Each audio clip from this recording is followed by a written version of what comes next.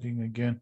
Okay, so what we're going to be talking about today in our series on radiology is just the forearm. In fact, today what we're going to concentrate on is actually on pediatric fractures a little bit. We're going to talk about all types of forearm fractures, and then we're just going to spend some time on pediatric fractures as well, just so that people get an idea of it, because it's something I've noticed some people do have a bit of trouble with. So hopefully we can learn a bit about that. Okay, so let's get going. So there's a whole lot of names and different variations of different fractures. Remember, we're not covering the wrist today. We'll cover the wrist separately. But, you know, one thing about orthopedics, they love all their names and their little classifications. This is a something A and a something D, and, you know, this is a grade 4 and a grade 7. Which is all well and good when you work in orthopedics. And when you work in an emergency type setting like what we've got, then the main thing to understand is severity, and to understand how displacement affects the neurovascular parts of the body, the neurovascular bundles, when the patient needs something more serious, when the patient needs something less. If you work in certain trauma centers, you know, you're in charge of putting up POPs and reductions. So, you know, we've got to understand when we've got to involve an orthopod and when we've got to basically do it ourselves. So this is just an example. There's nothing tricky about these things. This is an example of a radial ulnar fracture called a Galeazzi fracture. Okay, quite easy to make out. The main thing with most of these fractures is to check for the neurovascular status. And also with the neurovascular status comes compartment syndrome. So compartment syndrome is one of those things that's quite common in the forearm, less common in the upper arm, but it does occur. Right? So what happens is that once you start getting these fractures in these bones, and if you've ever had a chance to be in theater and operate on these bones, you realize that they actually bleed quite significantly.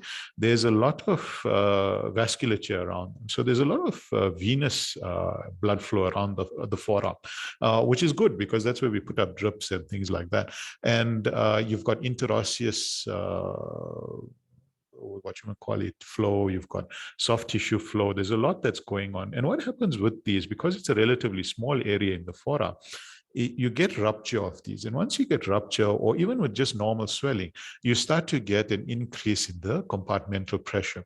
And once you get an increase in the compartmental pressure, the main thing that happens is that it compromises vascular flow into the distal parts of the arm, and eventually to the nerve, and you eventually get denervation and ischemia and things like that.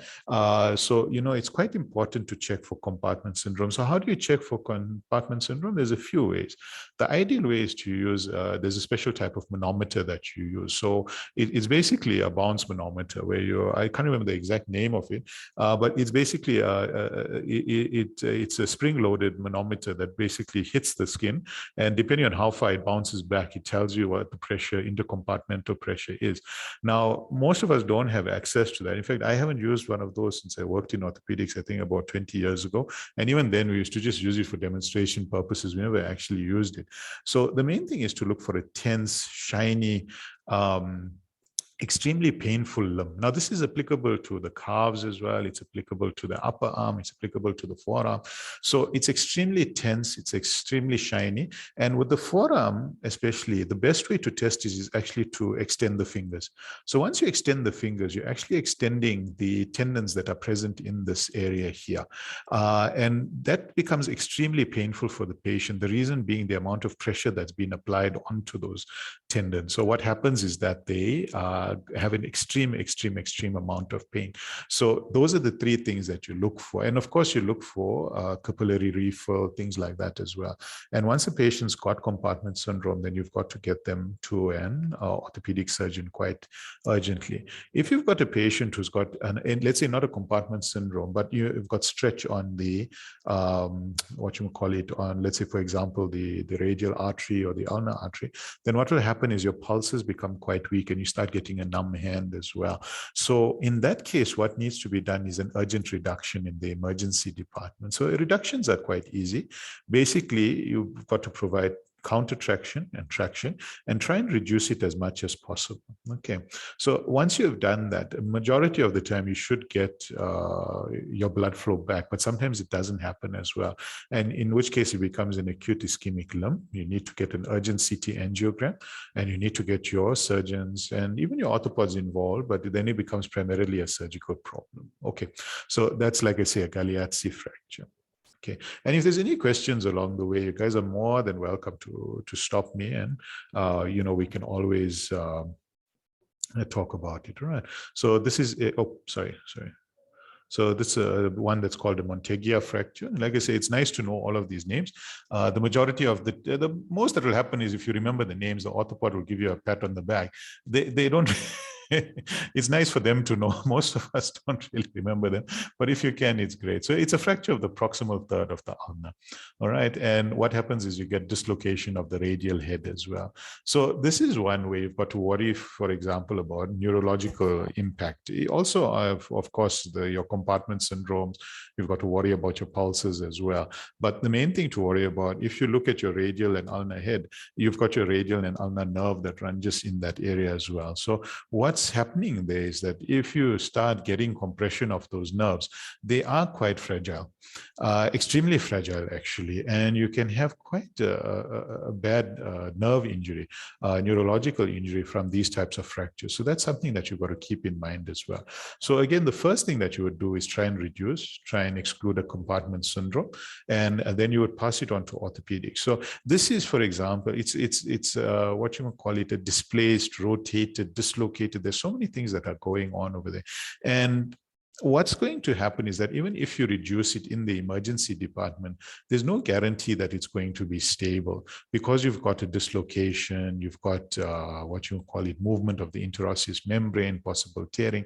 So these are the types of patients that go into theater normally, as compared to just a straight line fracture where you would put a POP. So these are the types that normally go into theater. Okay. Right. So this is a radioulnar fracture. Now, this one here is actually more complicated because it's also got a mid-carpal dislocation. But it's just to give you an example again of what serious fractures can occur in the forearm. Okay. So again, with this one here, high possibility of compartment syndrome, simply because of the possible injury to the interosseous membrane. Again, you've got your radial artery or ulnar artery both running across there. You've got your nerves as well. You've got all the veins that are running across there. You can actually see the streaking in the X-ray over here that has to do with leakage of, well, I suppose you could call it marrow, but it's inflammatory leakage and things like that. Now, we're still going to get to the wrist in a later, so I'm not going to trouble anybody today about the wrist, but even if you're not too clued up on it, it doesn't take a genius, doesn't take a doctor to tell you that that's all dislocated and it's an unstable wrist as well. So in this case now, you've got two quite severe injuries that are affecting the patient. So this patient will obviously need theater as well. You can do a basic reduction in the emergency department, but this is not the type of patient that you would just put a POP and send them home. Now, the majority of your patients who come in with just straight line fractures, for example, you can see a little straight line fracture over here, you would put them in below elbow POPs as you go more distally. And as you come more proximally, then you'd look to put them in above elbow POPs. But if you're ever unsure, then always consult with the orthopods just so that they can also know and let you know. Now we get to the parts that I really want to talk about, which are pediatric fractures. Okay. So the difference between pediatric bone and adult bone is simply the moisture that's present within them. So if you've ever had the chance to go into theater and work on pediatric bone, or you've had a chance to have a look at it, you'll notice that it's a lot more pliable. It's a lot more malleable than adult bone. And there's a few reasons for that. Number one, it's still growing. So, your osteoclastic activity is still quite it's still quite rampant, if I can put it that way. Because the cortex and the trabeculae haven't set as yet, you'll notice that it's much more easy to bend. And because of that moisture that's present within them, like I say, they tend to be more moist. They don't generally fracture. When I say fracture, what I mean is, straight line fractures and things like that, especially towards the distal parts of the forearm. Even with the, well, the proximal part's not as much, but it's more in the distal forearm that you tend to find this. So what happens is when kiddies fall down onto their hands, the hand actually bends at this point. The bone actually bends. So if you can imagine the kid lying down, falling onto this part, it's not going to just fracture like how it would in an adult because of force. The hand actually bends at this point, okay? But instead of fracturing, it creates this buckle, all right? Or what we call a torus fracture because it looks like the horns of a bull, okay? Now, the other thing to note, and I know I've seen it, we're going to talk about it a little bit more as well. The difference between adult and pediatric bone is also the growth plate, all right, or the physis. So you've got epiphysis, physis, and metaphysis, and then your buccal fractures normally occur a bit more proximal to that. In fact, even here you can see a little bit of a buccal that's going on over there, and on your lateral view, it's quite easy to see the buccal or torus fracture. All right. Now, these fractures do need to be stabilized. If they are not stabilized, it will affect growth within the bone. It's extremely painful as well. So these are the types of fractures that you do put into a POP. And like I say, if there's any questions at any point, you're more than welcome to stop me. And I'll try and answer them to the best of my ability. Okay. Now, the other thing that we often see in kiddies is green stick fractures. Right? So a green stick, the reason that it's been described like that is because it's exactly what it sounds like. You know, so if you were to take a green twig or a green piece of wood and try and break it, you'd notice it's extremely hard to actually break it into two separate pieces. Rather, it tends to tear. Which is exactly what happens with the green stick fracture. So it's more of tearing along the bone rather than a straightforward fracture.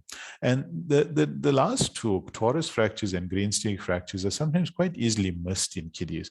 So with children as well, there's a few things clinically that you've got to note, especially with the younger ones who can't necessarily describe what's going on. So the first thing is that they will generally have quite significant swelling. They will have tenderness over the joint. But the most important thing, especially with the younger ones, they'll tend to guard the joint.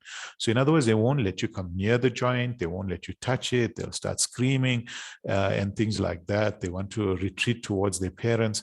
And once you see things like that happening, then you've got to really start suspecting a fracture, whether it be torus, whether it be green stick or a Salter-Harris, like what we're going to talk about just now.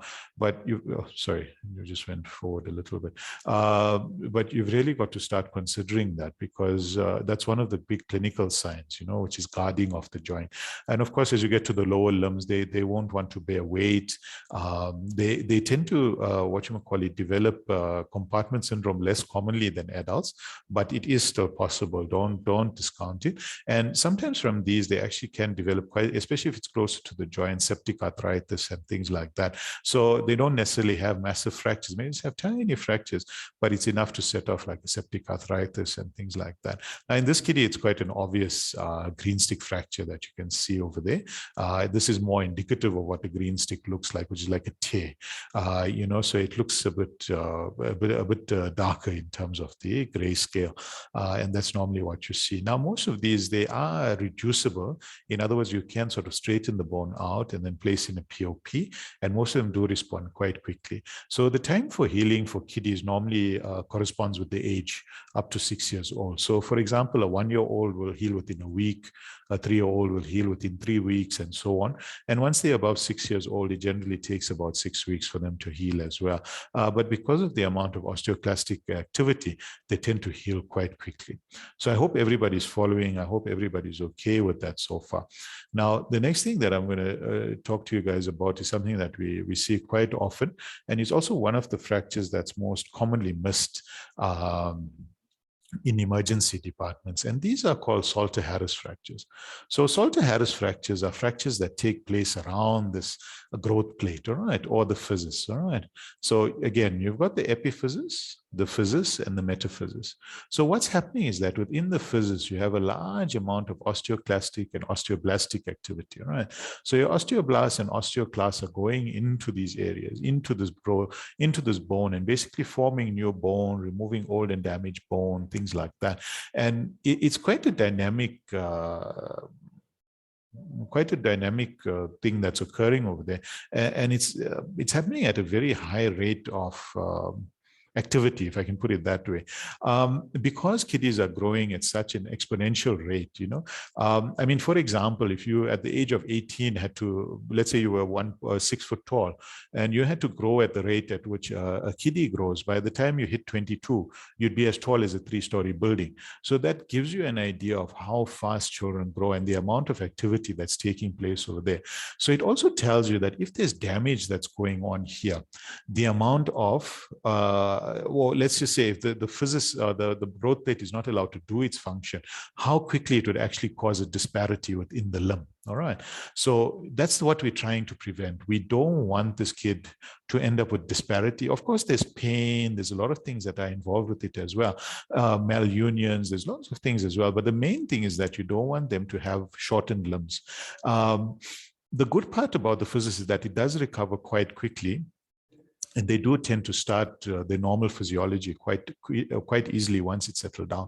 But while it's not occurring, the body doesn't halt it in the other bones. So you can end up with quite a distorted and quite a malformed limb. So it's quite important to make sure that you, look for these types of fractures. So they classified into 5. All right. So there's from type 1 to type 5. Now, I've put you a little thing to actually, help you to go through it. I'll give you another system that I also use personally, but we'll go through them both. So the first one is type 1. So type 1 is basically through the physis itself. So it doesn't involve the epiphysis.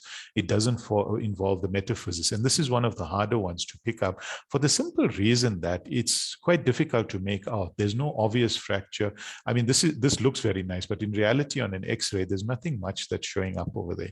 So you've got to consider this from the point of view of your clinical findings. So, again, you look for swelling, you look for the amount of pain, the amount of guarding, the amount of distress that the child is in. And the main way to actually figure out if there's something going on with the physis, which we'll see in number 5 as well, is to always do both joints. So in other words, if you suspect there's a problem on the left wrist, you do the right wrist. If you suspect the right knee, do the left knee, for example. So in pediatric patients, always do both joints, do both sides, so that you can do a comparison. So what you may notice sometimes is that there may be slippage of the epiphysis.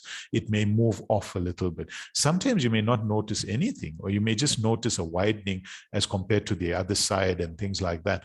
But especially with kiddies, if you do suspect a Salter-Harris 1, it's always better to be safe than sorry. It's always better to put them in a POP, and at the end of the day, they'll either heal or they've had the discomfort of a POP, but at least they won't have this problem of an ongoing problem with the physis. Okay, so Salter-Harris 1, one of the more difficult fractures to pick up in clinical practice, and it really does rely on the clinical science. And it's one of those that if you suspect, get an expert opinion, try and make sure, even if you're not sure whether you should put the POP or not, rather get some advice and say, okay, I should get it or I shouldn't get it. All right. Now, type 2 basically involves the metaphysis and the physis. So as you can see, they've used Salter. So S for number 1, so that it's straight across, A for above. All right. So it involves the metaphysis and the physis. And again, the only way that sometimes you'll be able to make it out is to actually, when you compare the two sides. All right. So that's relatively straightforward. And then L, or number 3, Salter-Harris type 3, is when it involves the physis as well as the epiphysis. Now, these are a bit easier to make out most of the time because the epiphysis is normally quite a solid structure. It's quite easy to make out fractures within there. And as you can see, it's lower or below. Now, this is a good classification to know. It's one of the few times I'd advise you to know type 1 to type 5 because it does really help you in your clinical decision making. So I would advise that you try and learn this thing off.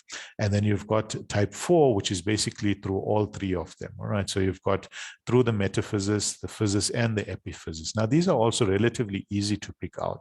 I would say from number 2 to 4, it's something that if you compare the two joints, the opposing side to the side that the injury is on, you'd actually find it quite easily. It wouldn't be an issue for you to pick it out. All right. So in theirs, they've used T for to or through. All right. And then type 5 is also one that's quite difficult. So type 5 is a crush or a crush of the physis. So there's no fracture per se, but what's happening is because of the crush of the physis, we have the same problem that occurs in type 1, where you don't have function of the physis taking place. And again, then you'll have discrepancy in limb length. So this one is also one that you can't just make out by looking at a single joint. You have to look at the opposing side. And that's when you'll be able to note the difference in the space between the epiphysis and the metaphysis. So in this case, they use ER, or erasure of the growth plate, or crush. Right? So this is a nice little mnemonic to remember it. Right? So type 1, S straight across. Type 2, above and through. All right. Type 3, lower or below. Type type 4, which is all three of them, which is 2 or through, and then ER, which is number 5, which is a crush. All right. So the other way that I sometimes remember it, I suppose I can show it to you. I'll just have to draw it. I normally remember type 1 as looking like a number 1 straight across. The type 2 is the metaphysis and the physis. So like a 2 like that, or it can be a 2 like that. It can look like that. Type 3, which is through the epiphysis and physis. The way that I remember it is E sounds like 3. So I always remember that. So then I know epiphysis and 3. It's like I say, 3 sounds like E. So epiphysis and 3 go together. So Salter-Harris type 3 involves that. And then Salter-Harris type 4, you draw a 4 like that. And you know that it's going through all of them at the same time. And well, 5 again is a crush. So that's quite easy just to remember on its own.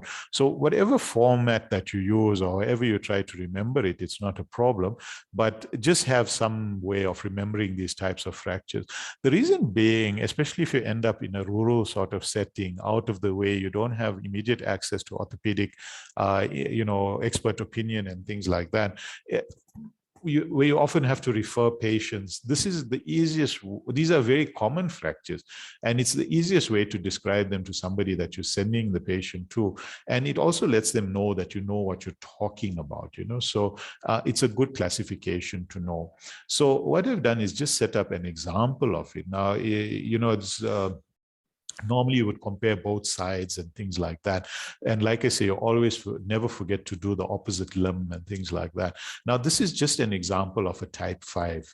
The easiest way to have a look, in fact, in this one, even if you don't do if you don't compare it to the other side, it's not much of a problem. But if you look here at the radial head, you can actually see the distance that's present over there between the epiphysis and the physis. And here you can see it's obliterated. There's nothing left over there at all. There's really is what you call it, no physis, no growth plate. So if you were going to compare this to the other side, you'd probably see an epiphysis that looks like that. And then you'd have a nice space. And then you'd have the rest of the ulnar body going like that, right? And you would see this nice space that sits over there, right? Like what we can see on the other head on this side. Sorry, on this side.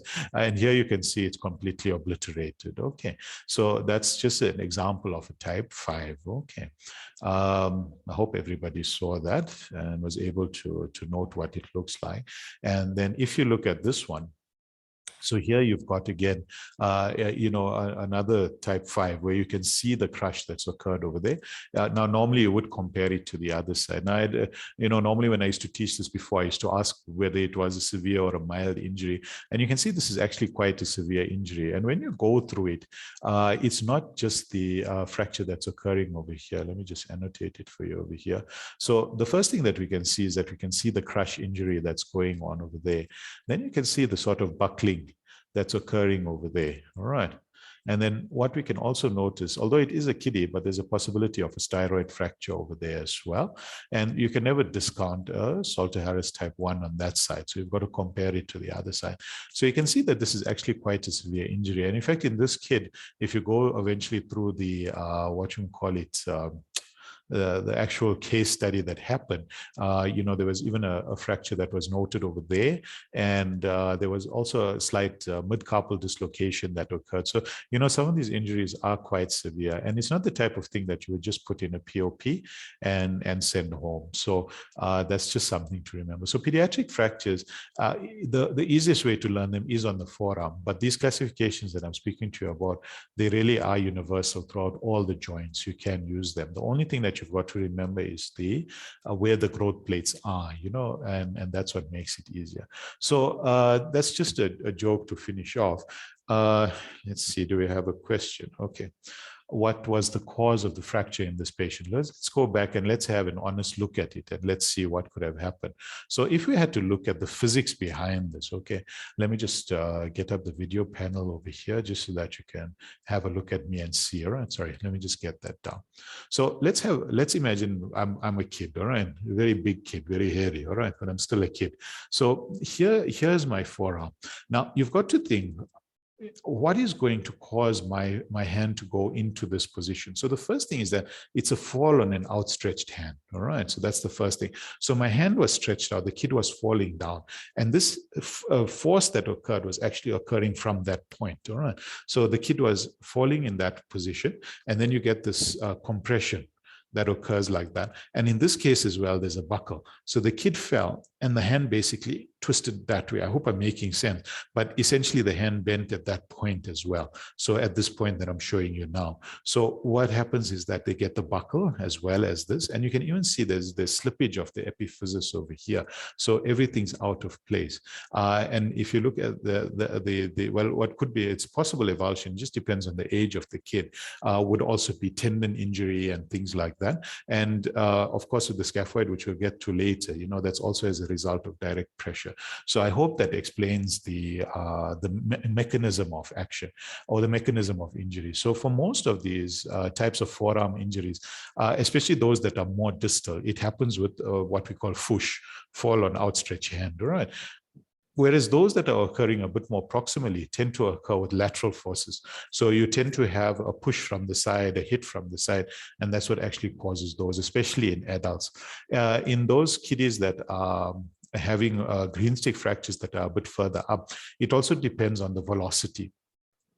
So if they have higher falls, they tend to have more proximal injuries, simply because the bone tends to bend at that point, right? So it's like any sort of beam or any sort of straight line. It depends on the amount of force will determine where it's going to buckle, or where it's going to bend. And that's what happens in pediatric fracture. So thanks, Andrea. That's a good question. And I hope it made sense. I hope you understood what I was trying to say over there. Like I say, I don't know if there's any more questions or if everybody's happy with that. So I know it's not the longest presentation we've ever had, but it was just to try and get you into that mode of understanding more the pediatric fractures than anything else. It was something I wanted to discuss for a little while, but I said it would be best to actually, discuss it at that point. And for those of you who don't get the joke, that's actually just her dress. That's not his arm. So a nice little optical illusion over there. So hopefully next week, we're going to discuss an emergency department topic, and then we'll go to ECGs again and things like that. And like I say, when you go through this presentation again, if you have any questions, or even in your practice, if you need to, ask about certain X-rays, or if you're not sure, please send them through. You can either discuss it on the group, or you can discuss it privately. It's not a problem.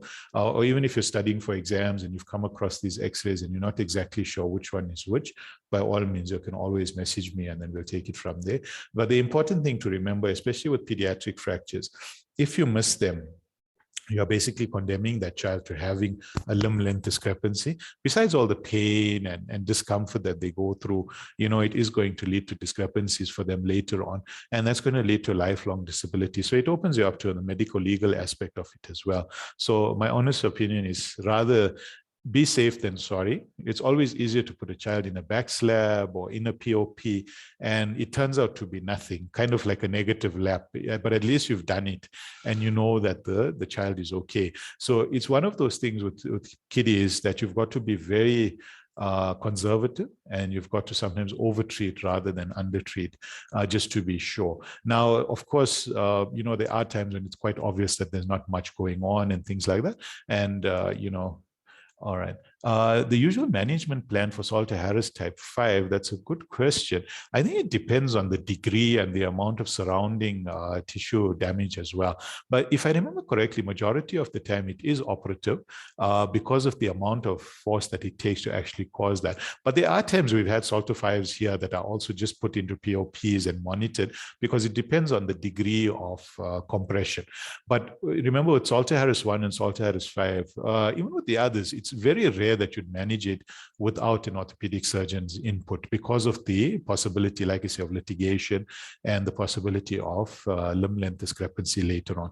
So, majority of the time it would go to the orthopods to decide exactly what's going on, even if it's not immediate, but they've got to be followed up by an orthopedic surgeon. But my advice to you would be the worse the compression and the greater the amount of surrounding injury, the more you would you would tend to go towards the orthopedic and say, okay, you guys need to take over this. Whereas if it's a mild compression and that, you'd often put the patient in a POP and then get them to an orthopod, after that, even by the next day or within 48 hours and things like that, depending on your situation. If you were in a private practice, of course, you'd send them off to a private orthopedic or get them to their local hospital as quickly as possible for the same reasons. Like I say, this has a lot of medical legal implications, and it also has a lot of human complications for the child as well. So it's always a better idea to get them off to a specialist. And like I say, some of them, the intraoperative management does involve open reduction, internal fixation, in order to make sure that it does grow properly. And it depends on the joint as well. So, for example, the humerus, the proximal femurs, distal femurs, there's a lot of things that come into play when it comes to that. So, that's what actually determines the exact management at the end of the day. There's no one stock standard, determinant of it. But I would tell you that Salter-Harris 2, 3, and 4 are generally managed more conservatively, where they are generally managed with POPs and back slabs and things like that, unless there's quite significant displacement and disruption. So I hope that answers the question, and thanks for those questions as well. It's nice to actually get questions. Sometimes I feel like I'm talking to myself during this thing. So I hope everybody enjoyed it. Okay, so let's just have a look and see. Okay, no, thanks, Andrew. I really appreciate the questions as well. And like I say, I hope everybody enjoyed it and learned a little bit. And like I say, next week we'll try and cover an emergency department topic. And I hope everybody has a good day. I'm just going to end this now. I've got another meeting to go to. But have a great day, and hope you all keep well, and see you all next week again. Okay, bye.